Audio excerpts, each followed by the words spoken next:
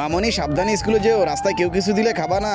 আচ্ছা ঠিক আছে বাবা, ঠিক আছে এখন আস্তে ধীরে চলে যাও, আমি ব্যাগের ভিতরে টিফিন দিয়ে দিয়েছি, তাড়াতাড়ি মাটি কাটতে হবে। আরে এটা মফিজের মেয়ে না? দাঁড়া আজকে তোর থেকে বদলা নিব আমি। আরে আজকে স্কুলে অনেক মজা করবো, দাঁড়া তোর স্কুলে যাওয়া ছুটাইতেছি, এই নে।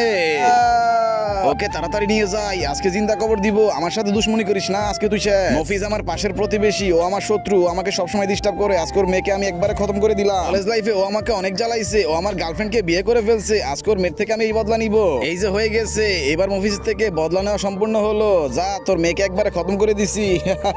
আরে বুঝলাম না মেয়েটা এখনো বাড়িতে আসতেছে না কেন? মফিজ ভাই কি হয়েছে?